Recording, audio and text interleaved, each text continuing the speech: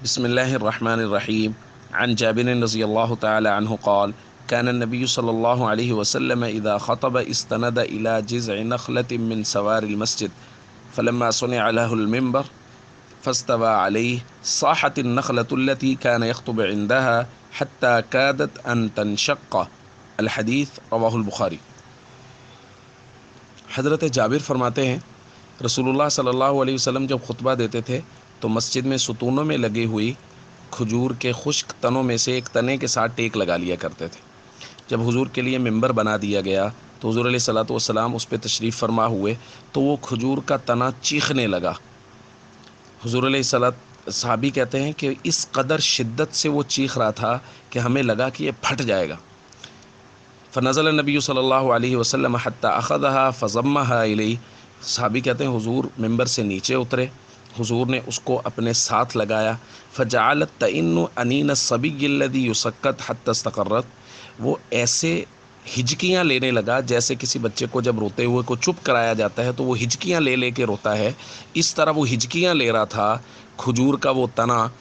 تو آہستہ آہستہ صحابی کہتے ہیں وہ خاموش ہو گیا اور اس کو سکون ہو گیا۔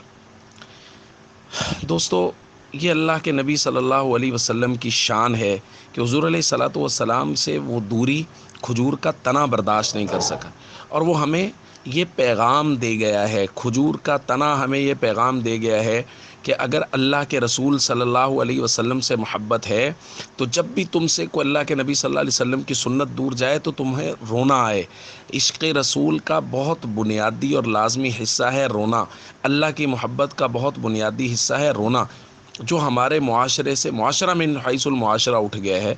اب ہم اللہ کے لیے، اللہ کے رسول صلی اللہ علیہ وسلم کے لیے، آپ کی محبت میں نہیں روتے، ہمارے معاشرے میں اب وہ رونا ختم ہو گیا۔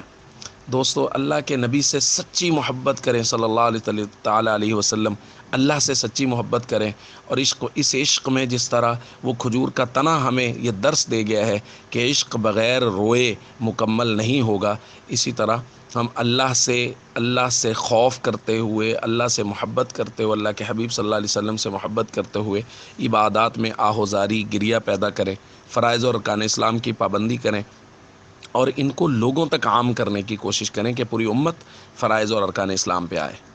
السلام علیکم ورحمۃ اللہ وبرکاتہ۔